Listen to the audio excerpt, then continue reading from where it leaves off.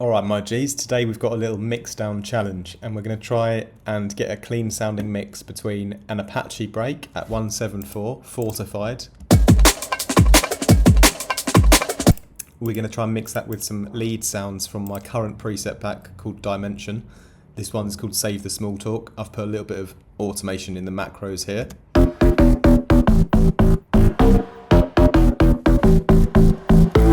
And we're also going to mix that with a vital bass, which is in two parts because there are two separate versions with different LFO speeds, but it's the same patch.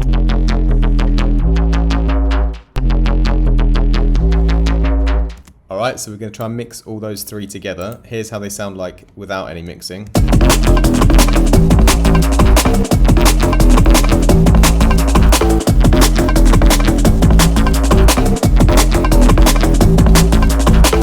Alright, so I haven't really got a plan yet. All I thought I would do first would be to do some mid-side EQing because everything straight out of the synth or out of the sample pack has a lot of stereo rumbling that's going to clean things up a lot when we get rid of that first. So mid-side EQing the break first.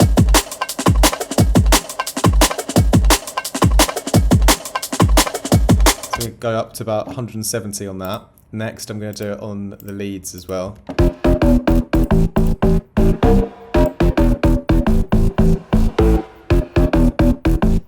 About 110, and then we'll do it also on the vital bass.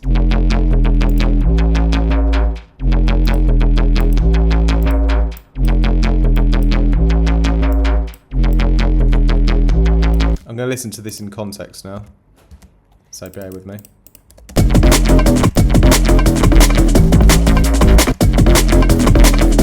Alright, about 109 or so. I'm just going to have to copy that one over onto my secondary vital patch here. Now I've done that, I'm also going to take some low end out of the leads as well because I don't need all of the sub in those, and there's a bit of sub in there. So we'll take some low end out of the leads first.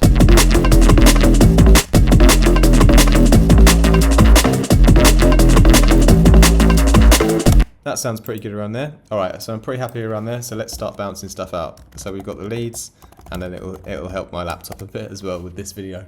So the leads bounce out, and then we're going to do the basses. I can put them in as one now as well. So bass, here we go, lovely. And then we can we don't really have to bounce out the break because there's not really much on it, but I'll do it anyway just so it's in one file, and we've done the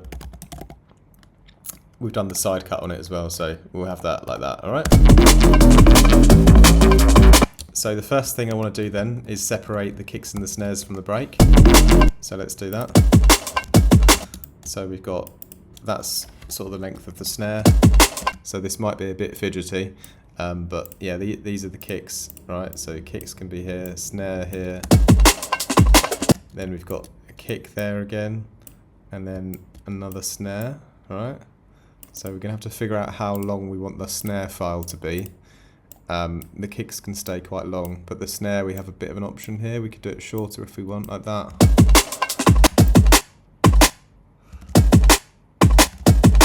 That's fine. I'll have to leave the kicks long because they have quite a long body, and we need to sidechain that all properly.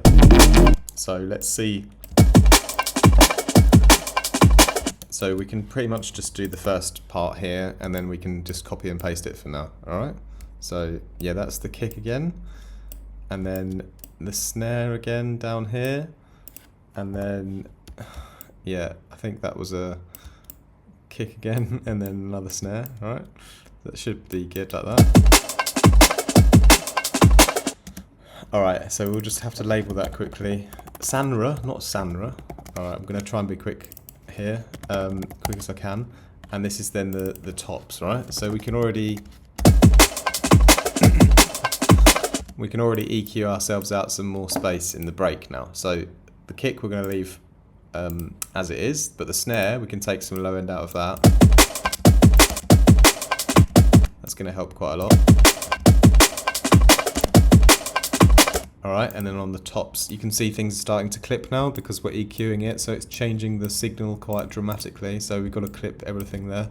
The tops will probably need to do that as well, but let's EQ the tops.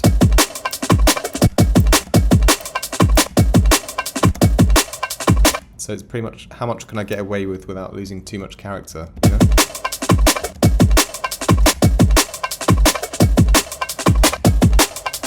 About there, maybe I'll go more later, right? I can also turn the tops down a bit here now.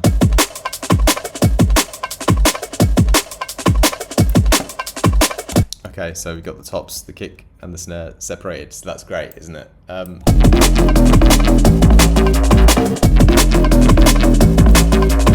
So next, what I could think about is if I want to... I was thinking about maybe chopping out space in the bass where the leads sit, but I'm not sure yet. I'll have to see how it sounds, you know, because it might take out too much of the actual bass, you know. So we'll see. I don't think that's going to be very wise in second thought. We're just going to sidechain them heavily. That's going to be the plan. All right. So let's copy the drums over again here. And then we'll start the sidechaining on the. We'll do the sidechain here with the leads and the bass first. So I'm gonna dip the bass quite a lot to let those leads come through. We're probably gonna do it just in the mid-range though. I would imagine. Leave the low end of the bass in, as much of it as we can, and just dip out loads of the mids, maybe quite a lot of the treble as well. So we'll see what works best. But we'll input from the leads. Turn our sidechain mode on here. You can use any sidechain compressor, doesn't really matter.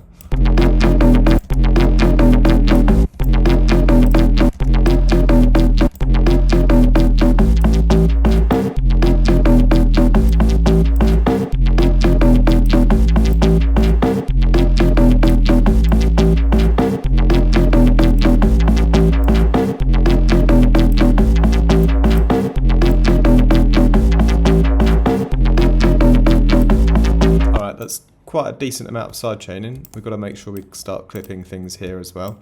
But yeah, it's quite a decent amount. But it's important for the dynamic because the leads need to be more punchy, you know?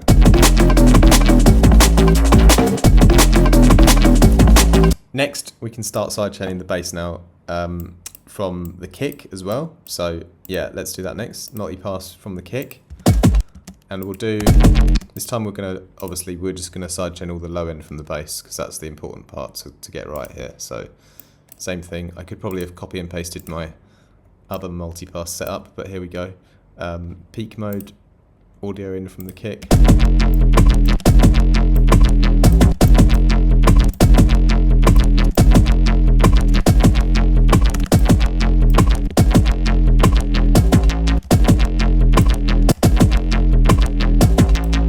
Alright, that's looking pretty nice.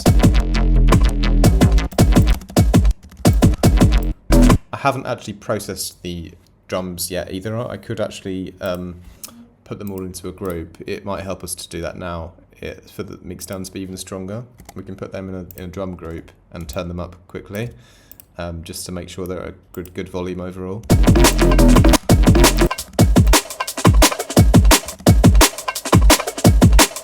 So quite nice and punchy there. I can adjust the snare a bit now as well, take that down a bit.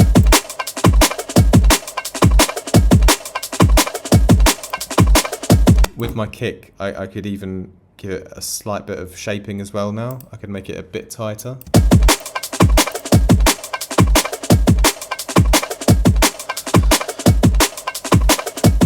It's going to give me a bit more headroom as well in the mix. I know what, I could even perhaps mid-side EQ the kick a little bit further to make it a little bit more mono still.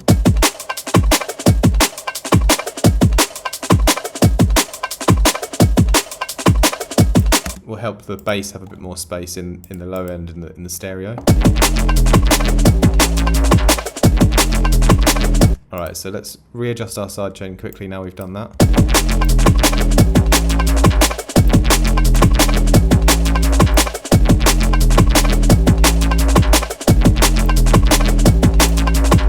Pretty nice. I can also see if I want to turn that bass up a little bit.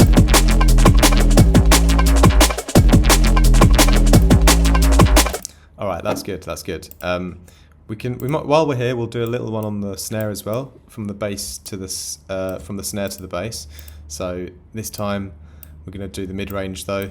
So check that over there, and then select the snare as the input for this one, and then here we go.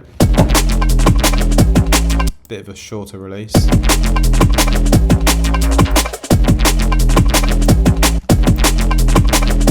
We can see where that snare is hitting because I can't quite remember off the top of my head. But it's probably around 300 or... yeah, bang on 300. There we go. Yeah, back to the snare then. Starting just under 300.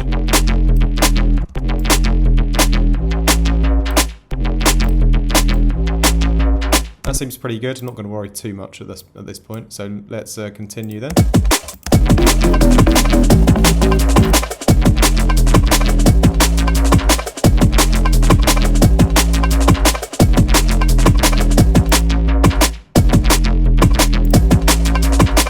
With the tops, I might see if I can soften them a bit. Might give us even more space in the mix. And maybe even tighten them up a bit.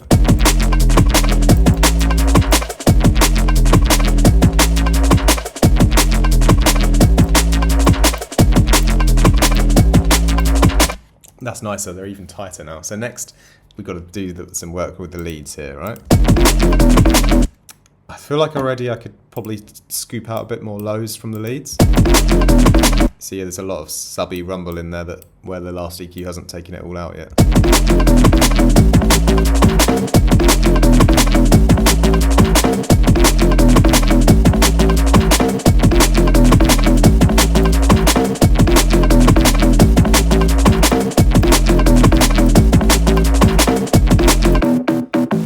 Alright, so a bit better now.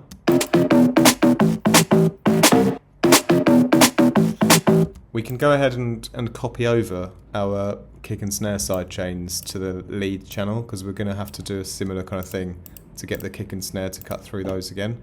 So we will take, yeah, we'll just copy that over. So here's my one for the kick, and that should be, yeah, all the side chains are still set up. So we can just adjust the kind of amounts now for the kick and snare and the lead.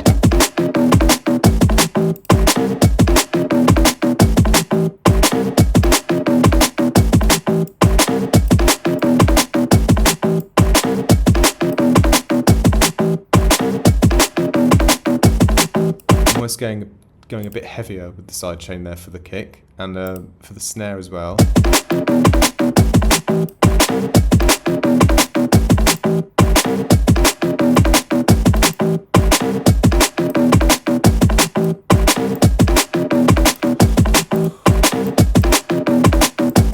Right, sounds pretty good. Let's blend that in with the bass again. Let's see if we want to turn the leads up a bit more now as well.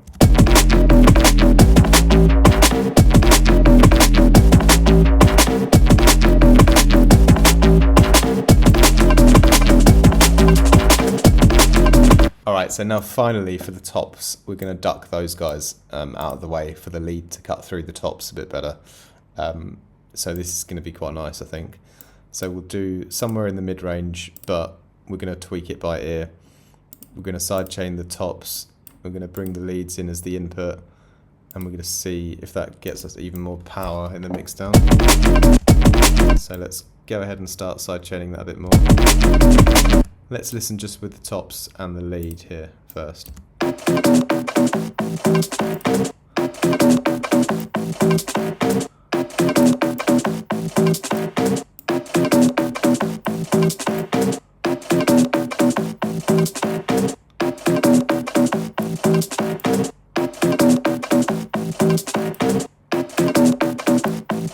So let's do an A-B there.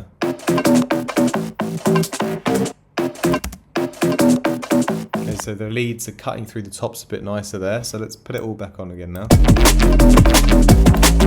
And that's pretty good so far. We've done just under 15 minutes, and that's improved it a lot in just 15 minutes, all of those adjustments. Those are the first adjustments that I thought to do straight off the top of my head that I would do first.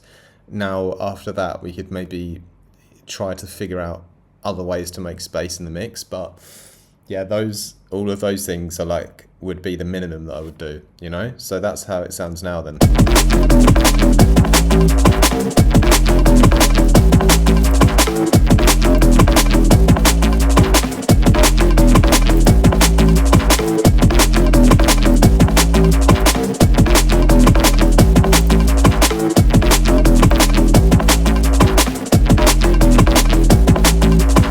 So pretty good. It's not the 100% most perfect song you've ever heard mixed, you know, because we've only really used 3 elements, and we would just try to make the best of what we have, you know, in 15 minutes. So, but that is how I would clean up a mixdown using like a break.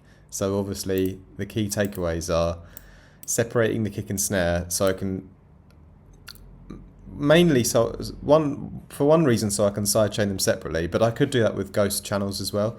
But the other reason was so I could actually EQ them separately, because I was able to EQ out some rumble from the snare in that moment, and although it's only in that one moment, it frees up a bit of space in the mix for that part of the timeline, you know.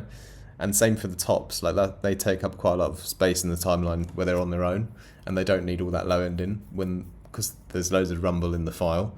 So yeah, the main thing about splitting up the break like that is so I can actually EQ out bits of rumble that don't need to be in it, and then I can control them separately on sidechain separate parts. So obviously the kick and snare, they cut through everything. So they cut through the leads, they cut through the bass. They're the most important thing to cut through, yeah? And then the leads cut through the bass because the leads are more stabby and intermittent, so they get priority when they come in. So that's just between the leads and the bass. And then I also put the leads to cut through the tops because, yeah, the tops, although they're cool, like they're not as important as the lead instrument. So I prefer to have the lead instrument cutting through the hi-hats sometimes. So yeah, that's how I would like arrange a little mix down out of these 3 elements. Now, I will stop the video here because I could go on and try some more creative methods, you know. There's many different ways you could even improve the mix down further, but to be honest, realistically, I would focus more on the sound design and layering at this point. I wouldn't really just keep mixing down something where I feel like the sound design could still be better, you know? So I would go back to sound design and change some things and put some more, layering and automation in. But this video was just a demo in a little mixing crash course. So I hope you guys enjoyed it. Hope you learned a bit from that video today. I'm actually here in Bali now. Looking around, I'm in a room, I'm in my Airbnb, but I'm actually quite close to the beach. I had a little swim this morning. It was really, really beautiful. I'm very grateful to be here. But yeah, that's enough from me. More from me very soon. May I remind you that if you want to have any production lessons with me, you can book via my calendar. Links are in the description for all my videos. We also have a great community on Discord. If you ever want to join us, we'd love to have you in there. You have to join that via Patreon. It's the best way that you can support me as well, is via Patreon. It really helps me out. So I appreciate everyone who's already on there. Links for that down below. As you saw earlier, I have a little play with one of my current presets here as well. On my website, you can find my links. You can find links in the video to my website where I have my preset packs, which are for current, phase plant and vital. Appreciate everyone who's already grabbed some packs in the past. Also have mixing and mastering services available. You just have to email me. My email is linked down below, info@artifactmusic.com, if you want any more information on that. And also, if you want me to play as a DJ in your local venue, then you can also email me to get me to come over and play for you if you are connected in the music industry in that way. All right, more from me very soon. Take care, like and subscribe as well, and I'll catch up with you guys very soon. Much love.